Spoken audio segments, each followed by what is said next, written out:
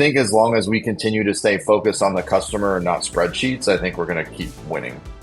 Why do you think about this experience of the customers? Shouldn't it be up to WordPress to take care of that? I think it's an opportunity, whether it's Bluehost or GoDaddy or really anybody that wants to take on that genre of customer. Solving that and helping WordPress gain even more market share as the content management system because it's adoptable by everybody.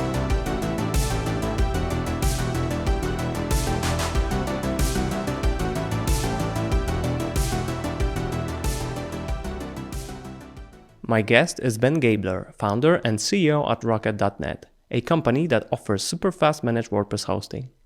Launched in 2020, his company has achieved remarkable growth, reaching $5 million in revenue with a 50% EBITDA margin in less than 4 years.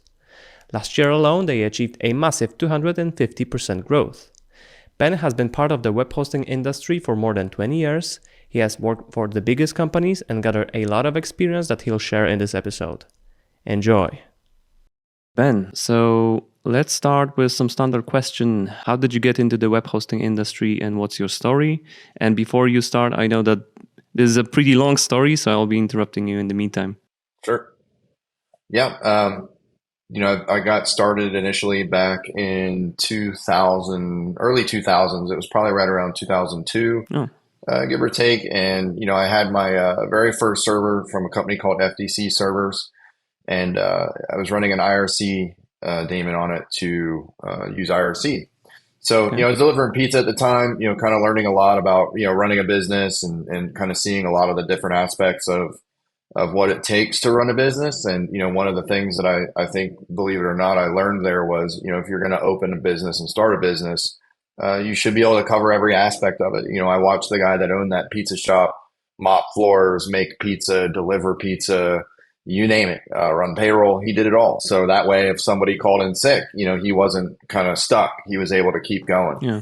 So, something that I really apply to everything I do, when I got started into the hosting industry, I started at the command line first and just really wanted to learn as much as possible about server management and over the years learned a lot about software development. And, I was, I think, like employee number 8 or something at HostGator back in 2006. Mm-hmm. So I've kind of seen all different types of scale at hosting. That was back right around the big boom online, kind of near the collapse in 2008. Yeah. We just saw a surge in growth on the internet. So, from there, I, did some consulting roles at various hosting companies and ultimately landed a senior product manager role at GoDaddy, mm-hmm. where I relaunched the entire hosting product line in 2013. And that was the craziest scale I had ever seen when it comes to, signups. We were doing 2,600 signups a day on the cPanel product. Okay. It was just something crazy. Yeah. So after, GoDaddy was a super corporate environment. I kind of moved on to a couple of startups with Brent Oxley, the founder of HostGator. And then, took on a chief product officer role at StackPath, where I kind of learned all about CDN and web application firewalls and all that fun stuff, which was very new to me. And, one of the companies we bought was a company called Max CDN. And I saw a lot of, very high churn rate and a lot of users struggling to use the CDN and WAF. Mm-hmm. So I kind of pitched this idea of building a WordPress friendly product and onboarding flow. And the board kind of laughed at it and made it clear that they weren't interested in websites. They wanted more enterprise delivery. So I decided to leave and create Rocket. We about going on 4 years now. We're doing $5 million a year in revenue with a 50% EBITDA. So super healthy business, 100% bootstrapped. No investments or anything like that. And just been growing like crazy. Okay, so going back, just to expand more about your experience with those big guys. After working with HostGator, you've been working with GoDaddy. And this is where I think we've met first time, right? And in the meantime, you were also working with the UK2 group, right? As a product manager. So comparing these three, because I would consider them all three pretty good, with GoDaddy being the biggest. What do you think are the main differences in terms of operation, in terms of culture, as much as you can say? Sure. Yeah. All my NDAs are expired, so I can pretty much talk about everything. But, GoDaddy was going through this huge transformation from sort of the days of Bob to, Blake. And Blake was an amazing leader. got to be a part of, I think I was the second round of people ever hired outside of the call center. So typically from day one, like GoDaddy only promoted within. They never, if you got hired, it was starting in the call center. I Okay. was also like employee number 5 to ever get a laptop. So it was some pretty crazy times, and you learn a lot working for a company that's trying to go public, right? You learn about all these different SOC 2 compliance things and, just what they had to go through Yeah. at GoDaddy to prepare for that. And then you also learn a lot about, the economics of scale and how a business operates with, over 4,000 employees. It's much different than, even HostGator at 1,000 employees was 95% support. So, Yeah. support organizations, once you come up with a really solid structure, they scale really well. Doesn't mean it's easy, but it's a scalable thing. But then you get into GoDaddy, we had agile coaches, we had, scrum masters and developers and business analytics and marketing and user study groups and all these different things inside of there that were just very new to me. So it was Yeah. interesting. It's all the stuff you can't learn in a textbook, and you just have to do it to really learn it and experience it. Yeah. So a completely different structure, completely different workflows, different goals as well, I guess, right? And we can see that until now that GoDaddy is just, in charge and in front of most of the hosting businesses. And they are also now innovating with a lot of stuff. You've been there like over 10 years ago, right? So they still stick to these goals and ideas. Tell me more about help.com. Was it a startup that you founded? And what was the idea and how did it end? Because eventually it ended. Yeah. So ultimately, help.com was sort of put together before actually when I was working at GoDaddy. Help.com tried to build an all-in-one chat and help desk solution sort of off of the heels of HostGator's experience, because HostGator built Gator Chat, they built their own help desk, they built their own billing system, and then their own phone system because they just couldn't find anything that did it all. So initially, they really wanted to build this, omni-channel solution before omni-channel was a thing. Yeah. And there was a falling out with the original CEO and Brent. So he had asked me to come in and take it on, and that's when, Dave, I hired Dave Costin as the CTO, who's our CTO at Rocket now. And we built this incredible product that was able to do live chat and tickets all in one interface, super seamless, very familiar, very easy to use. And back in 2016, 17, we were doing things that were just unheard of. Like if a customer came into chat and they had a Magento account, we would look up their orders and show the rep right then and there. If they came in the chat, we would look up WHMCS to see if they had a package and things like that. Yeah. And really just doing all the things that would have made life easier at HostGator onto a platform. And, after a couple of years and just continuously trying to launch the product, there was a kind of it fell into the trap of it's not ready. And we kept getting feature requests and scope and feature requests and scope creep. And it became, a situation where it just seemed like it wasn't going to actually launch. We were still doing thousands of chats a day. We were powering Komodo and even StackPath at the time.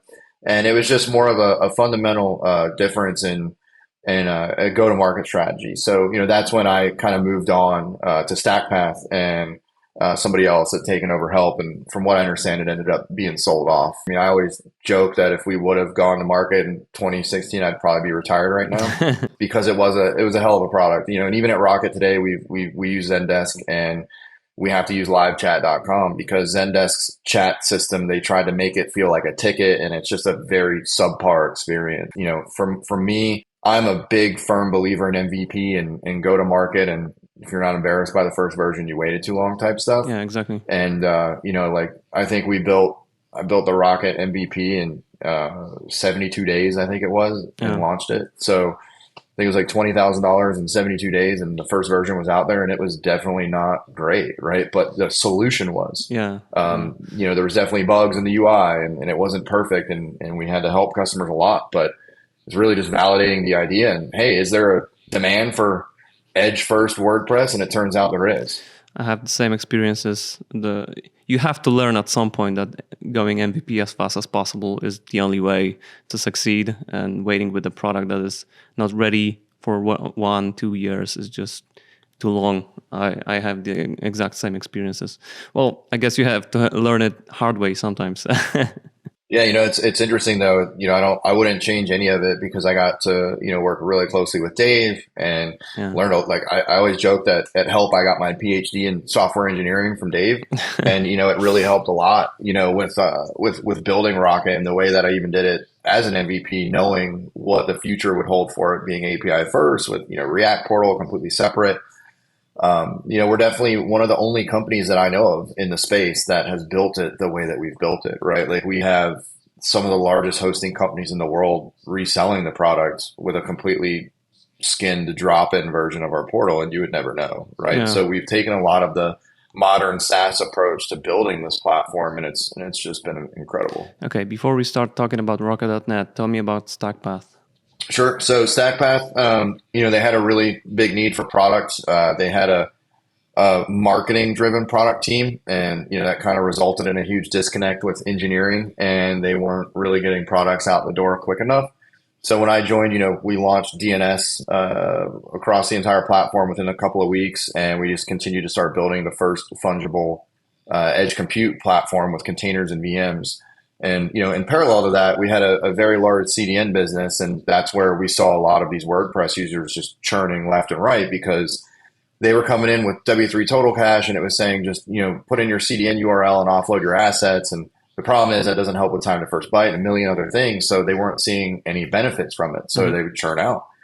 So, my idea, really came, I even talked to a competitor that I refuse to give any credit because they like to write slam pieces about their competitors. But, I had approached a fairly large hosting company, and, I said, hey, like we have this edge platform. I think, it would really help cut your Google Cloud costs and, provide another level of service for your customers. And it just kind of fell off the table for them. And, I never really heard back. And that's when I said, fine, like I'm going to go do this. And that's what happened. Right, so let's talk about Rocket.net finally. So why did you decide to create it? Where did that idea come from? Yeah, I looked at the competitive landscape, and it was literally everybody selling the same thing: Google Cloud, Google Cloud, Google Cloud. It's all the same product, and nobody was really solving the need for content delivery and scaling content.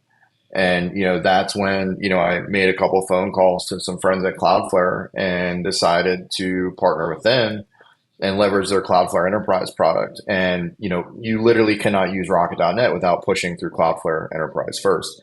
So, every single, Cloudflare to us is like one big layer 7 load balancer. So we can move a site from Frankfurt to the US and the customer never knows. They don't have to change anything. There's no downtime. It's all real time. And, we're able to do that because we leverage Cloudflare like one big layer 7 load balancer. And, the idea really came to me because, I had just lived and breathed everything on the edge and scaling content for the last couple of years. And I was on the road with Barclays, and we raised like 170 million at StackPath, and we were working with telcos and Juniper. And it was just super interesting because nobody in WordPress was talking about scaling content. It was like, how many containers can you scale? Which doesn't solve the problem, right? You're still only in one location. And I don't care how highly available your containers are, they're still in one region. So, with some of our very large food bloggers, for example, they're doing like 98% cache hit ratio on our platform.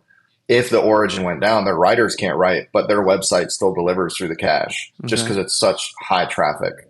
So there's just a lot of value there. And it's more of like the evolution of where website delivery was going. Like, why shouldn't websites benefit from the same thing Microsoft does when they ship a Windows update every Tuesday, right? Yeah. So that was kind of the thought process, and that was the USP in the very beginning.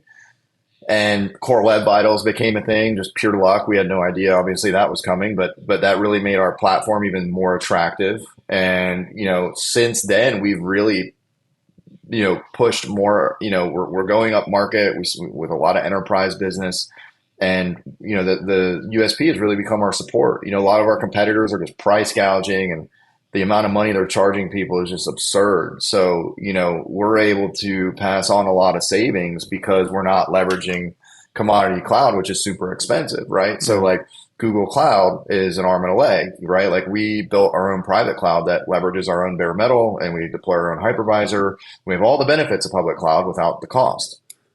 So, we're not undercutting the competition, right? Like, our cheapest plan is still $30 a month. We're just way more efficient with our costs, and we pass that savings on to the customer. Okay, so that was the idea initially, or did you pivot to that idea? No, that was the idea out of the gate. Again, just from seeing this firsthand at StackPath, like WordPress users could not figure out. I mean, CDN, you log in, it had 10,000 different configuration options. Same with the WAF, like why should they have to learn that, right? Yeah. So we made it to where they literally point DNS just like any other hosting plan in the world, and that's it. And then Cloudflare is automatically tuned and ready to go for WordPress. We have security in place. We work very closely with the Unify 360 team. We were the first people to patch a rule against the bricks exploit that just hit. Oh. And like the cool part about that was it also saved anybody else running a Unify 360. So we keep a heavy pulse. We don't buy ads on Google or Facebook. We sponsor WordCamp. Like we want to give back to the community. We're part of Five of the Future. We have our team just loves to commit time to open source and WordPress and give back. Like we're sponsoring WordCamp Asia right now. We're doing WordCamp US, and we did Bangalore. All these different WordCamps that we've been sponsoring. And for us, it's just been great because it helps us stay connected to the community. And we're able to see things like these bricks exploits drop, and we're able to kind of react as quickly as possible to keep our customers safe. So you are contributing to the community, and that's your main marketing strategy, right?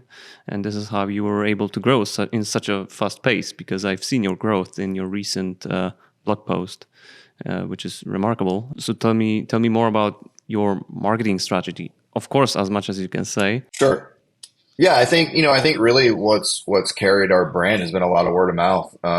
We focus on just being excellent, right? So like last year we did, I think 45,000 plus live chats, sub 1 minute response time, and a 97% satisfaction rate, right? Okay. So that's great. Like that's massive. And it, I'm starting to see more hosting companies pop up lately, and it's just like, they think because they can deploy a container in Kubernetes that, or like, Buddy Boss thinking they can just launch a hosting company. And then you see people complaining on Facebook they're not getting responded to for a week, and all of a sudden their RAM usage is quadrupling and their price went up through the roof.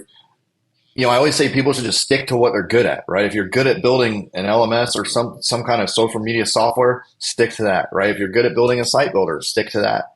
Hosting is a very, very high intense business, Yeah. It's 24/7. Downtime is completely unacceptable now versus, where it was a couple years ago. But the number one driver is support. So we just focus on, it's not uncommon for us to have a massive agency that needs, 60 days to migrate, and we don't bill them for the first 60 to 90 days. And it's because we're interested in the long-term relationship, not the short-term buck, right? Mm-hmm. So I think there's a lot of humanity behind this business, and when you look at our competitors, I'm pretty sure we're the last bootstrapped business in the space outside of maybe InMotion, but we don't run the company like a spreadsheet. We run it like human beings, and I think that's what really is responsible for our growth, is because we just focus on providing a great service. We're not waking up every day checking in on our sales quotas and telling people they're going to get laid off if they don't move to a sales quota position and things like that, right? So it's really just, we're very fortunate to have built a solid business, and we continue to just focus on providing excellent service and support. The way that you described it seems like all your experience throughout all these over 20 years have get you to where you are. I mean, you've said about working at HostGator, which was really a support company from your description. Yep. And this is where you are with an excellent support. And it was, 20 years back. The same principle is still important. And, many of the guys who are trying to make a hosting. I also know a lot of big companies that are trying to make a side project. Let's do a hosting business. they just don't have any idea how complex it is. So it's great to see that you, with all your experience, you were able to build Rocket.net, and here you are with great growth and probably great growth in the upcoming years as well. You've also said that Rocket.net was bootstrapped. Is it only you behind it? Yep, we almost took on an investment from another hosting company a couple of years ago, and it kind of just the timing, like by the time we got there, it just didn't really make sense anymore, and they ended up becoming a customer. But for us, it was we just kind of I had capital from previous exits, and we were able to I ran support and did everything for the first solid probably 18 months solo before I was able to really fully hire some people. And once you get over that hump and you're able to get to the point where you can staff around the clock, it really it's really game changing. We don't use any outsourced support or anything like that. We have people all over the world, but they work directly for Rocket. So it's been, it kind of goes back to that whole, being able to do every aspect if you have to, right? So if somebody calls in sick, I can hop in support. It's not a problem, right? If we need to deploy a server, I can deploy a server. It's not that we don't have the right people. It's just sometimes you just got to do what you got to do. And, I think that's a sort of a trait that lives within everybody at Rocket. Everybody here is super customer service oriented, right? So like everything we do has to bubble up to customer success. Like if we implement this PTO policy, what does that mean for our customers? If we implement this feature, what does it mean for our customers? I think the biggest thing that you kind of touched on is a lot of hosting companies that have been successful, they are glorified support companies, right? Because they're selling the same product, which is cPanel, right? So HostGator, Site5, GoDaddy, everybody was selling cPanel hosting. Why would you buy it at HostGator and not GoDaddy? Okay, maybe the servers are better, right? Maybe the security is better, but the support at HostGator was untouchable. Yeah. And, I think the other big differentiator is we're not selling the same product as anybody else, right? Like we've built a unique product, we've built a unique platform, and we continue to innovate and have a product approach to things versus a reseller approach, right? Like most hosting companies, you have to hand them the product to go resell, right? Like no hosting company built cPanel's UI. Yeah. They resold it, right? Exactly. So I think that's another big difference from us and a lot of the others is we do really have that sort of SaaS mentality. What was the most difficult part starting such a company? I think the support, right? As a one-man show, having to support around the clock, in the early days, it wasn't so much overnight because the customer base was small and it was a lot of US customers. But, initially I would say, just being in my 30s, it wasn't the same as when I built Host9. I could work 16, 18 hours a day and it was no big deal. No. Now I'm married with a family, right? So you've got to run the business and pay attention to your family and, stay healthy, right? So it was definitely challenging. I wouldn't change any of it, right? Super, super fortunate and happy with where we're at right now.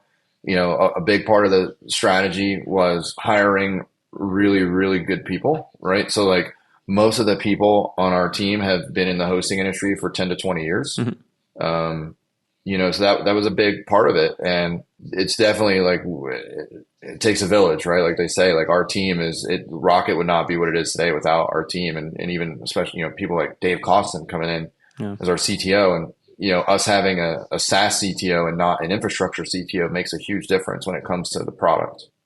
What difference is it? Like a lot of hosting companies, you'll have an infrastructure CTO. They focus on servers and platform and deployments and Linux and things like that. That's already a solved problem for us, right? Like we've solved that. So our CTO is more of a SaaS software focused CTO. And, we can focus on building new product and creating things like Lock My Site that just don't exist, where we make an entire WordPress site static with immutable files and read-only database access, right? Like those are the types of things that we're building that just aren't anywhere else because cPanel doesn't have that feature, right? Yeah, that's interesting. That not using cPanel may have some benefits, but you need to think about it as a product, not just a business that sells, hosting. Right. For us, it's more of an orchestration Yeah, platform versus even a product, right? Like exactly. cPanel is an orchestrator; it creates accounts, and that's it. Okay. What were the first 10 people that you've hired, or 10 positions, maybe not people in particular? Sure. One of the most important ones I brought on, Ryan Flowers, he had trained hundreds of people at a hosting company previously. So I knew one of the challenges we would have to keep up with growth is hire quickly and train quickly. And, it was very crucial to bring on somebody like Ryan that is not only able to do support, to fix servers, but train more people as we hire them. So, all of the initial hires were focused solely around support. Okay. Do you see any difficulties to scale Rocket.net further to keep that growth? No, I don't think so. I think we're over 200,000 in revenue per head, and we don't run a lean shop by any means. It's not like we're trying to not hire people. We're very selective when it comes to hiring. Like it's we've only had like 2 people turnover in 4 years, and that's we just take a big investment in people, and they take a big investment in us. So Mm-hmm. we're very careful when we hire. I've been very happy with the team that we've built. And, my goal is to not have to have 500 employees one day, right? Like we're going to continue to build internal tooling and automation and simplify things even further for the customer. And, with all of this growth, I think it was like 150 or 160% last year. Do you plan to have some reselling opportunity, like opening up your API like a cloud solution for the backend? Yeah, we do. So we have a full API. We have several like very large resellers that use it. Some of them use our portal embed. Some of them built their own portal completely on our Okay. API. So we've had that capability for quite some time. We have like a WooCommerce plugin people can use. We have a WHMCS plugin people can use, or you can just do a raw integration. Do you see any technical difficulties in terms of scaling? No, I mean we've built a really solid platform. We're working on a new orchestration system and a potential modification to some of how we deploy our stuff. But from a technical point of view, we could keep growing with the same exact stack that we have today with no issues. I think that comes from 20 years of seeing how we would deploy servers in various environments. Right, we don't have a certain number of users that go on a server, right? We balance based on actual usage, right? So traditional shared hosting companies are like 800 users to a server, if you're lucky. And with us, it's more about sort of keeping a performance level across the board and filling our capacity based on that. So, Okay. from a technical aspect, I think we're going to continue. I know we're going to continue to invest in our internal tooling and control plane, and that'll just, make it super simple for our team to support the customers. Right. So really about scaling is about scaling the team, right? But you keep the organization flat, or how do you structure it? Yeah, I mean, it's not totally flat today, right? Like we have, shift leads, we've got director of operations, we've got a lead engineer, right? So it's not as it definitely has a flat vibe, which is great. Like our culture internally, there's no egos, there's no politics or anything. It's just everybody works really closely together and kind of shares a lot of the same passion. So we definitely have structure. We did a blog, Danielle, our director of operations, did a blog post about, how we did just hit that next level of scale and doing things like annual reviews and proper HR software and all that fun stuff. So, again, I think just having done it before, it's not an uncharted territory, right? Like Yeah. gone through this before and learned from many, many mistakes. I think you've covered it, but maybe you can extend a little bit extra. What mistakes do you see other hosting providers make, or maybe WordPress hosting providers make? Yeah, I think some of the mistakes I see are like companies forcing people off of a specific PHP version, for example, right? Like, yes, I understand when things are EOL, yada yada yada, I get that. But at the end of the day, there are ways to have things like hardened PHP to support 7.4. Okay. I don't know about you, but I don't know the last time I heard of somebody getting hacked because of their PHP version, right? Yeah. So yes, maybe PHP 8.0 is even now people are being forced off that. But yeah, I think the biggest mistake I see is a lot of these companies are thinking about themselves and not the customers, Yeah, right? yeah. And at Rocket, we're just super customer first, everything we do. So, if we're going to support PHP 7.4, we've got to do it in a secure way. And if there's no way to do that, which there is a way, several ways, we're going to do that, right? So I think the biggest single mistake I see is, you know, I don't see any innovation in the marketplace like from our competitors. Like I don't see, sort of that rapid SaaS feature development. I just see a lot of the same thing. Google Cloud here, Google Cloud there. Oh, we're Yeah. announcing a new Google Cloud machine. Like anybody can do that, right? Like where's the unique part of the platform and product, right? Yeah. I don't know. I think a lot of people, again, just focus too inside the walls and not necessarily on the actual result of what your customer is going to go through. And so you mean they are not thinking about the customer, their needs, and they are not trying to build a product around it. They just try to do the things the old way. Yeah. I mean, my opinion, what I've seen a lot of, since we launched this business, I did a competitive analysis of all of the top competitors, and that's how I realized what is our MVP. Like, okay, we got to have FTP access. Don't necessarily need a file manager right away. Don't need this, but we need that. Yeah. So I was able to kind of figure out like, what makes us able to take a customer from a WP engine, right? Like, what do we need to have that they need, and at bare minimum.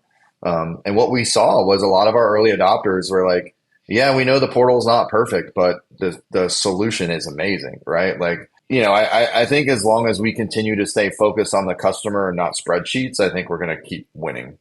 What's your target customer now, and what's the idea to scale outside US? Yeah, so I mean, Frankfurt and London are two of our most popular locations for installs. But we see business all over the world. You know, we deal with a lot of very large agencies that have hundreds and thousands of websites, and we deal with enterprise customers that may have one really big, busy website. So, Yeah. it varies, but we've definitely gone a lot up market with a lot of our enterprise offering being a significant chunk of business. And in terms of customers, are you targeting Europe? Are you targeting Asia? What's the plan? No, I mean, we're just kind of, we're not boiling the ocean, but we're not, we're just kind of treating it like one big market, which is the community, right? So Okay. whether you're an agency in the US or, you're an agency in Ireland, right? Like we're an interesting company for you. And, we've focused a lot on building our brand and the word of mouth and, Facebook groups and Twitter, and just by being present, we're not actively out. We don't have strategy meetings on, oh, okay, how are we going to get 15 likes on Facebook, right? It's just about being present. And, if somebody tags me in something, yeah, how can I help, right? What do you think about the hosting market in general? And maybe what are your predictions for the next 3-5 years? I think we're going to continue to see a lot of growth. I think it's really going to come from more like hosted SaaS type solutions. Like, I think you're starting to see some companies pop up that have WooCommerce way behind the scenes, but they're leveraging some of the APIs to build this solution, right? I could see a lot of, growth when it comes to even the SMB market by, enabling some of these things like, you're a lawn maintenance company, start taking payments from your customers without the hassle or whatever it might be. I think we're going to start seeing more solutions built off of the WordPress foundation and offered in a, sort of a sandbox environment, right? Like, why does Shopify do so well? While Shopify is hosted one way and one way only. I think providers like, I think you're starting to see price increases. News flash, you don't need to charge $3 a month for hosting, right? Like, it's okay to charge more. It's been interesting to see how we've kind of backstepped away from the unlimited $3 a month hosting, and it's becoming more understood that if you spend a little bit more money, you're going to get a much better bang for your buck. I think we'll continue to see sort of these solutions that come to market. I mean, look, like I'm still friendly with GoDaddy. I hung out with them at WordCamp Phoenix. They're trying to do some great initiatives and stuff. And we all kind of work GridPane. I talk to Patrick, the CEO of GridPane, constantly. And hosting's always been a very interesting market because competitors aren't enemies, right? Like we're friendly with a lot of people. Yeah, exactly. And we all try to help each other, right? Like whenever we see the bricks thing, it's like, let's help the other hosting companies because what does that do in the end? It helps WordPress and the customer. What do you think about site builders and those SaaS applications in terms of taking share in the market, in the website market? I think WordPress definitely has some work to do on the initial onboarding of that experience. And I do think you're going to start to see solutions based on Gutenberg pop up to compete with the Wixes of the world. I think the biggest challenge right now is it'd be like ordering the Tesla Cybertruck and then going to the Tesla factory and watching it every day be built. You're not going to be happy with it, right? Yeah. But if you didn't watch that and then you went and took delivery, you're going to love it. So I think what I'm getting at is we're all watching the Wix killer get built in front of us right now. The challenge is it's very hard to be able to watch something get built from scratch and understand the end result. So I think if Gutenberg was somehow built in a corner for a couple of years and then was presented, I think people would love it. I just think it's a very hard thing to do to watch something be built before it's kind of the finished product. And, so I like the Extendify guys, we're working on a very cool onboarding process to get somebody dropped into, a site builder to just start building their home page. So, I think WordPress has the block, like the foundation built. It's not going anywhere. I've seen agencies that went to Webflow get price gouged 26% across the board out of nowhere, and they had no choice but to pay it. So I don't see WordPress really going anywhere. I think there's going to have to be a need for sort of a user experience improvement when it comes to your first time logging into WordPress, right? Mm-hmm. Like if you go sign up at Wix, they ask you a couple of questions, they put you right in the builder, here's some sample content. Whereas with WordPress, here's WP admin, good luck. Yeah. That's the typical approach. That's also interesting that it seems like hosting companies or company like yours, I wouldn't call you an exactly just a hosting company, right? But why do you think about the onboarding process of WordPress? Why do you think about this experience of the customers? Shouldn't it be up to WordPress to take care of that? No, I mean, I think at the end of the day, it's not necessarily up to WordPress. I think it's an opportunity, whether it's Bluehost or GoDaddy or, really anybody that wants to take on that genre of customer, right? And I think solving that and helping, WordPress gain even more market share as the content management system because it's adoptable, right, by everybody. Yeah. And, I think there will be a company that is going to focus on that aspect. And then what happens is they usually graduate to like a managed provider. Their site takes off, right? We're not out there sort of in the front of the market. Like I used to call GoDaddy the stepping stone of the internet, right? So like somebody buys a domain name. Why would you not launch them into a Gutenberg template ready to go with step-by-step wizards on building a free website to go with that domain? I think it's a huge opportunity, right? But then you see some companies like GoDaddy build their own site builder that doesn't use WordPress at all. Yeah. So yeah, exactly. And just one more question about e-commerce and WooCommerce. Actually, do you think there's some area of improvement there? Absolutely. I think the high performance order storage is step one of many to clean up the back end of WooCommerce. And, we've been doing some pretty cool tests lately, processing thousands of orders, in WooCommerce without a single hiccup. And, we're taking a unique testing approach to do real user testing to where like scrolling your mouse, like clicking into a field to fill out an order form instead of like a DDoS test. It's actually simulating a real customer that's trying to buy a product and navigating a website.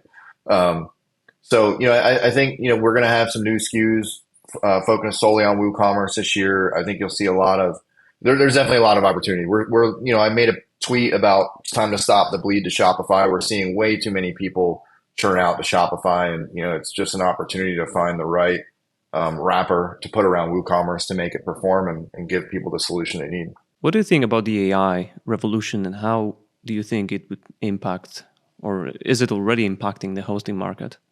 I would, there's like a company called ZipWP, which is pretty neat. It's a sort of a AI driven site builder. I think AI is a fancy acronym for machine learning. Yeah, it is. It's not a real intelligence. Yeah, exactly. Like I'm sure there's a lot of people not involved in tech that are like, there's a supercomputer just growing like Skynet right now.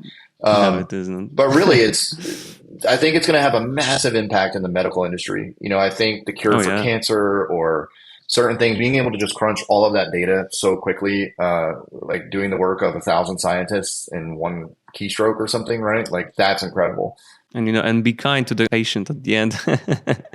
Right, exactly. And, I think when it comes to like our industry, like in particular, I don't think AI is just going to start replacing WordPress developers, right? Like I think you still have to know what you want to ask, right? How do you need to build something? And maybe you're stuck on a specific hook in WordPress and you go ask ChatGPT and you get unblocked, right?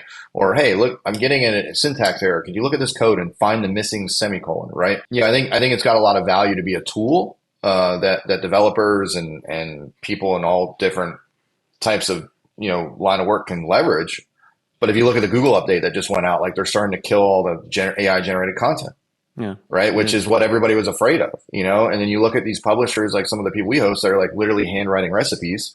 They were losing rankings to some of this AI generated content that used their content from a year ago. Right. Yeah. So, I think it's interesting. I think there's definitely a lot of value. I'm not ignorant to it, but I'm also not like, getting distracted by trying to figure out how to best leverage AI for Rocket. The way that we're going to leverage it, sort of we announced a while back, was with our Rocket Edge initiative. Basically, we can integrate with any CDN in the world. We're not using anything proprietary on Cloudflare. We don't use workers or anything like that. So we had a POC set up to where we were literally delivering traffic across Cloudflare, Edgio, and Fastly for one domain.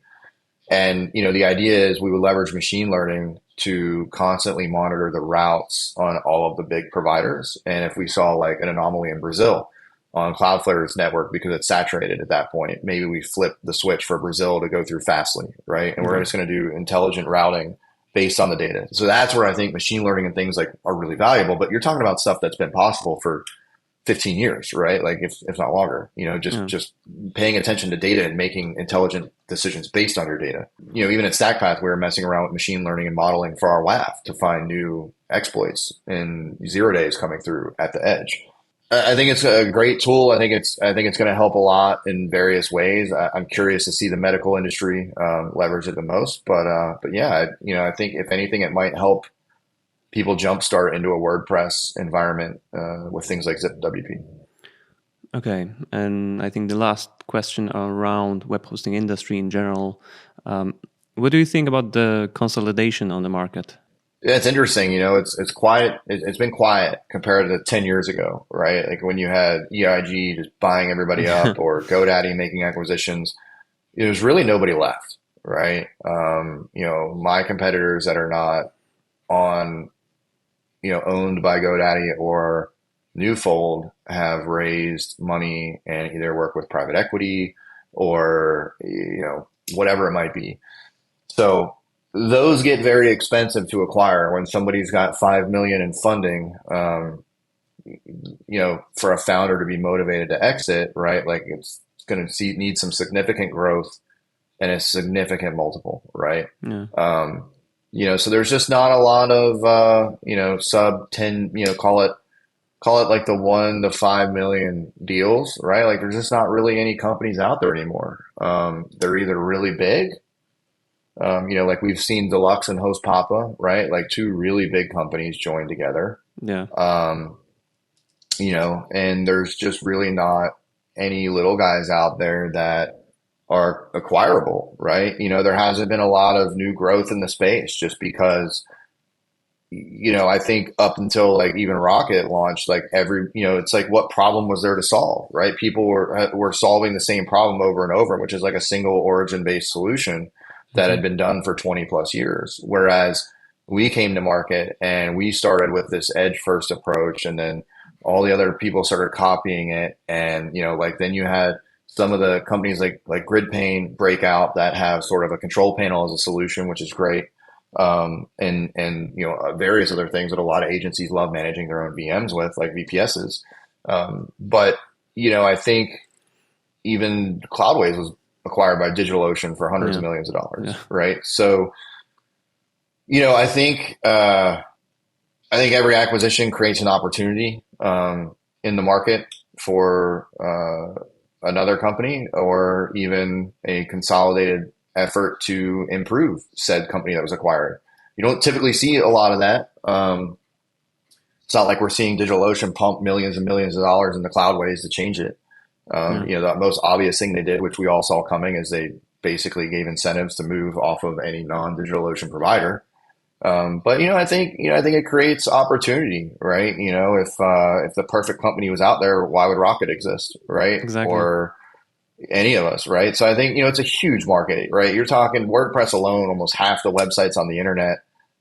It's a huge market cap. So I think it's going to be interesting to see. We've definitely had our fair share of outreach from some of these companies on what our plans are, but we're, as an entrepreneur, I'm not sitting here counting down the days to sell the business or take on capital or anything like that. Like we're having a lot of fun doing what we're doing and really enjoy it. So, I think it allows us to do some of the things that we do for customers without, failing to fulfill a specific spreadsheet on a quarterly goal or something, right? Yeah, but it also means that it's just hard to make something new, without bigger funding. You cannot just buy 2 servers with cPanel, create a simple site with some template and grow of that. You need to be more creative, right? Exactly. So what would be your advice to someone who, because there is less and less new companies popping up in the web hosting space, but let's say that there are still some considering to start one. What would be your advice to them? I think that, and it's, like the companies that are focused on building a plugin that are trying to launch a hosting product, my advice is don't try to reinvent the hosting wheel. Partner with somebody like Rocket or WP Cloud or whatever it might be. Yes, there is definitely a way to increase your ARPU and keep control of your customer, but you don't need to go build something that is just long-term not manageable, right? It takes a very special person to want to build a hosting company, right? Like I said, it's super demanding, it's super taxing and high stress, and it takes a lot. So my advice would be partner on that part of it, right? Like find something that you can integrate to create your solution with, right? And maybe you're solving that onboarding experience into WordPress. Why would you need to build hosting? You need to build the onboarding experience, right? You see like these people trying to launch this Kubernetes auto scaling stuff, blah, blah, blah. And it's just overkill for WordPress. There's one specific bottleneck right now, and it's MySQL. And, that's never going anywhere. If a table lock is a table lock, you could have 10,000 containers running. The only difference is you have a larger waiting room, right? Because at the end of the day, you have to start solving these scaling limitations with external systems. Like I've talked to people that have scaled WooCommerce for Super Bowl ads, and it was because they didn't use WooCommerce until they absolutely needed it on a process order. They handled the cart somewhere else. They handled the inventory somewhere else because these are all known limitations, right?